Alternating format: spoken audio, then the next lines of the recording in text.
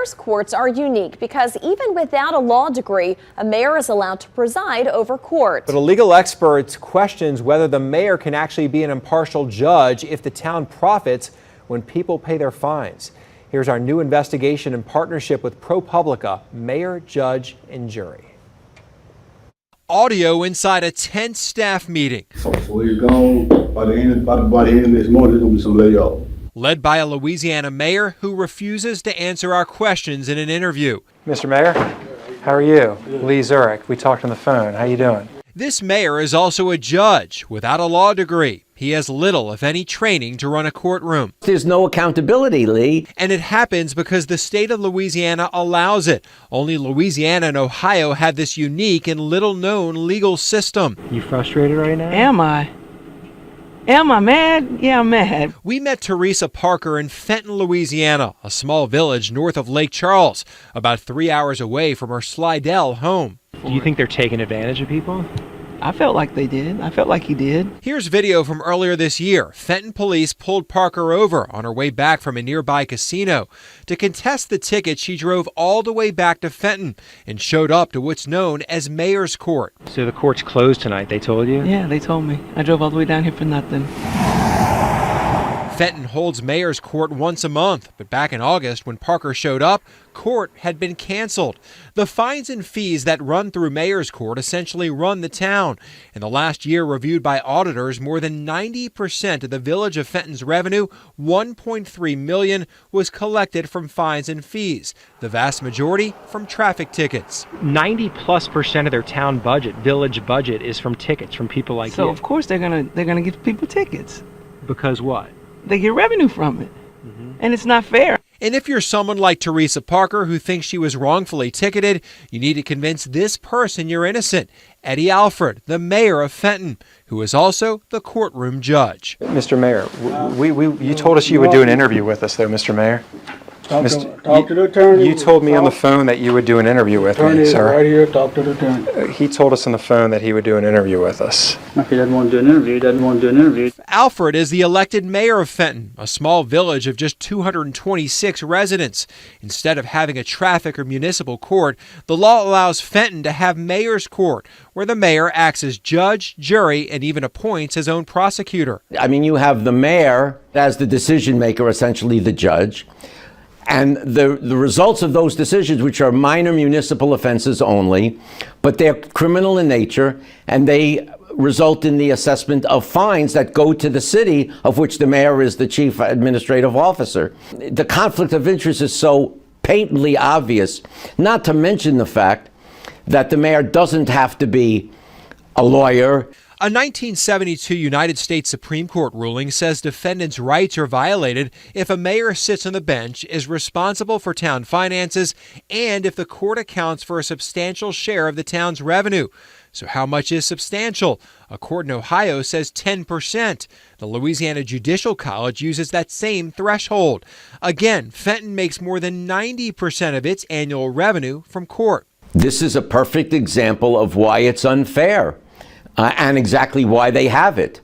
This is a revenue generating mechanism. It's not about justice. It's not about efficiency. It's not about fairness. It's about making money. Tulane Emeritus Law Professor Joel Friedman says this audio recording proves his point. On black. Why I want traffic tickets. I talked to you yesterday. At a September meeting with some town employees, the mayor complained police weren't writing enough tickets.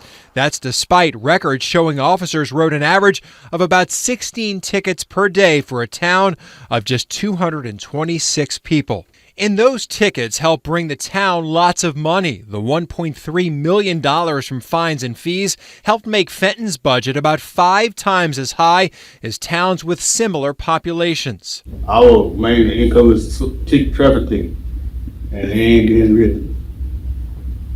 So that's not no good thing right there. One person in the meeting and another town employee identified the person speaking as the mayor.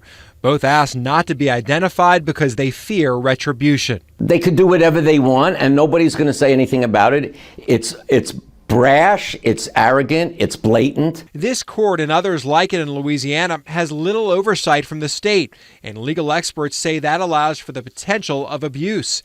In Fenton, public records suggest a driver's attitude may play into whether or not they get a break when they come to court. We found tickets and court records that noted bad attitude, very bad attitude, do not help, and do not fix, and refused phone number, driver was very disrespectful, no help. While Mayor Alford presides over the court, which is allowed by law, he doesn't have a law degree, and we couldn't find evidence he graduated from college. On social media, the mayor says he attended McNeese State University. The school says he enrolled for one semester and never graduated. The mayor hasn't told us if he attended any other schools.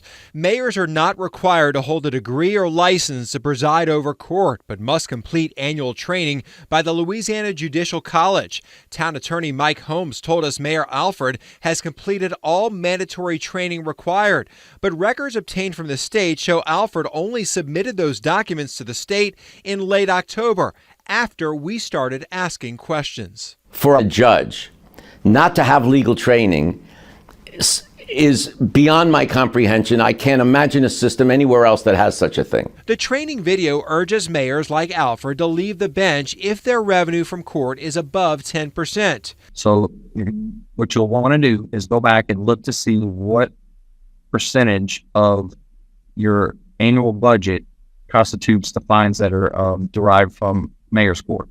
If it's over 10%, then I would highly recommend that the mayor ask the city council, the board of aldermen, to appoint a magistrate. Because if you're a mayor and you're handling mayor's court, you can be in a bind.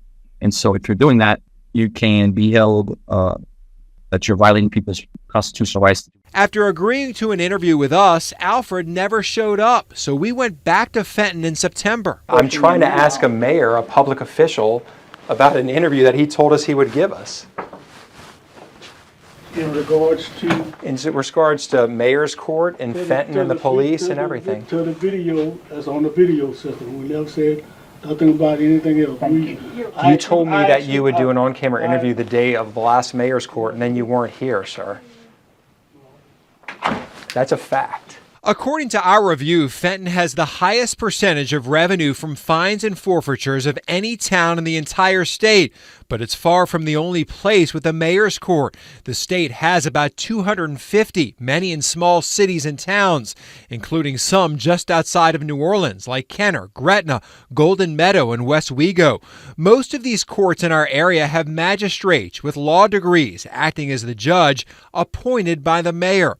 But we found at least 10 towns across the state that have a mayor serving as judge while collecting more than 10% of their revenue in mayor's court, which would violate the Supreme Court's ruling. All happening in a court that doesn't operate like a typical district or city courtroom. I mean, there's no rules of evidence. There's no rules of civil procedure. There's no real adversary relationship here. I'm surprised that there hasn't been a major constitutional challenge to this on fairness due process grounds, because clearly to me, for all the reasons I mentioned, it seems to me to be constitutionally infirm. New Orleanian Santina Griffin was on her way back home from a funeral and says she was diverted off I-10 because of a bad wreck. I mean, it's horrible. I feel like it's highway robbery. Fenton police pulled her over. Griffin asked for help with her $350 ticket. Can you afford that? No, I can't. I'm a full-time student and a single mother. But she didn't get help, and when she didn't pay the fine, Fenton asked the state to suspend her driver's license.